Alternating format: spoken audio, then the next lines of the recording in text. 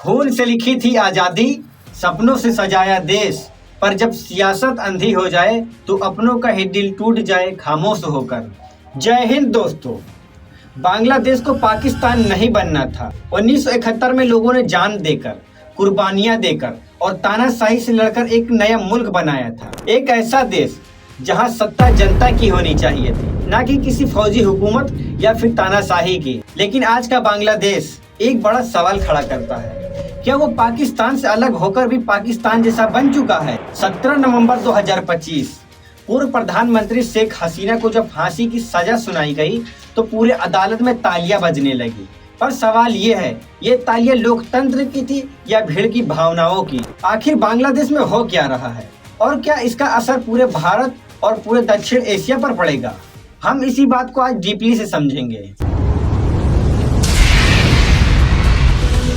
दोस्तों, बांग्लादेश की राजनीति हमेशा से उबलती रही है। 1971 में पाकिस्तान से अलग होने के बाद शेख मुजीबुर रहमान यानी शेख हसीना के पिता ने देश को संभाला, लेकिन 1975 में उनकी हत्या हो गई।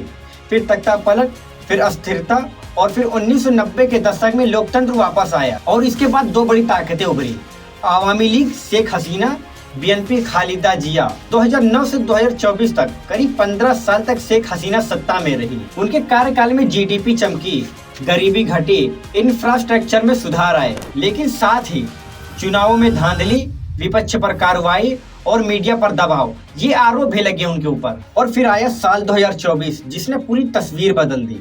सरकारी नौकरी में 30% आरक्षण के खिलाफ छात्रों ने आंदोलन शुरू किया। शुरुआत शांत थी, पर आरोप लगे कि सरकार ने दमन किया है।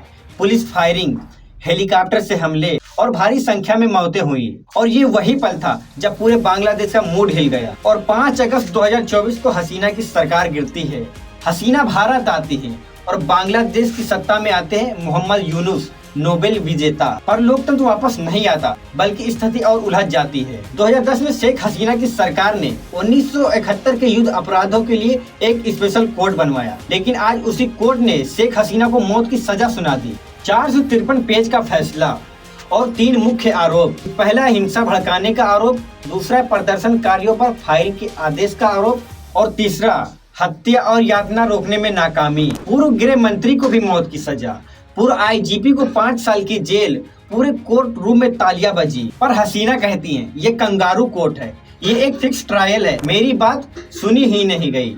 पर सबसे बड़ा सवाल ये है कि क्या ये न्याय है या फिर राजनीतिक बदलाव? पाकिस्तान में इमरान खान जेल में, जुल्फिकार भुट्टो को फांसी, नवाज शरीफ को हटाया गया।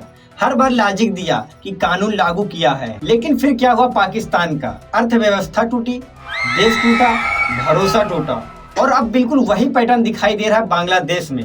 भारत और बांग्लादेश के बीच 2013 की एक्सट्रेडिशन ट्रीटी है, लेकिन इसमें 2 महत्वपूर्ण क्लॉज हैं। अगर केस राजनीतिक है तो भारत मना कर सकता है। भारत सुरक्षा का हवाला देकर शरण दे सकता है, क्योंकि भारत के एक्सपर्ट कह रहे हैं शायद भारत से शेख हसीना अब वापस नहीं जाएंगे, क्योंकि शेख हसीना अब भारत में सुरक्षित हैं। क्योंकि वापस भेजना मतलब अस्थिरता बढ़ाना, इससे भारत और बांग्लादेश में तनाव आ सकते हैं। तो क्या भारत किसी तीसरे देश में भेजेगा शेख हसीना को? संभावना है यूएई, यूके, कनाडा, नीदरलैंड जैसे देशों में। क्या ये देश उन्हें पनाह देंगे? ये भी सबसे बड़ा सवाल है। अब शेख हसीना के पास सिर्फ 3 रास्ते बचे हैं। नंबर 1, कानूनी लड़ाई, ऊपरी अदालत में अपील, अनफेयर ट्रायल का हवाला देकर। और नंबर 2, अंतर्राष्ट्रीय दबाव, मानव अधिकार संगठनों में समर्थन, यूएन और आईसीसी से ट्रायल पर सवाल। और नंबर 3, राजनीतिक विकल्प, किसी तीसरे देश में सरल आवामी लीग को संगठित करना और फिर चुनाव के इंतजार में रहना।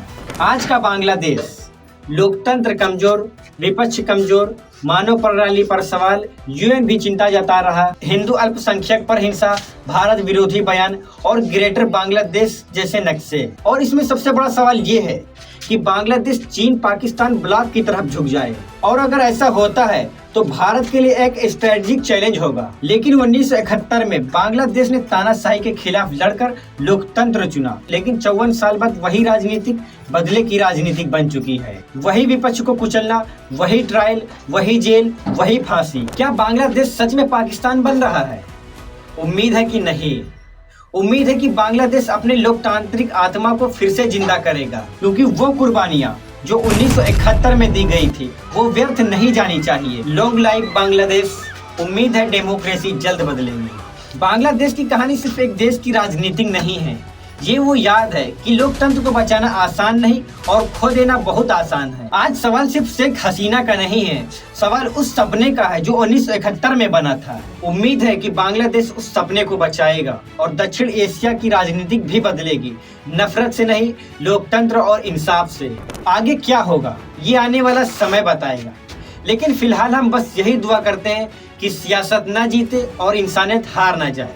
तो दोस्तों, आशा करते हैं कि आपको वीडियो हमारी पसंद आई है। अगर पसंद आई और थोड़ा सा भी इन्फॉर्मेशन वाली लगी है तो एक लाइक तो बनता है और चैनल को सब्सक्राइब करना ना भूलें, ताकि ऐसे हम इंटरेस्टिंग वीडियो आपके लिए लाते रहें जल्द से जल्द। तो मिलते हैं किसी और नेक्स्ट वीडियो में, तब तक के लिए जय हिंद, जय भारत, अपना ख्याल रखना।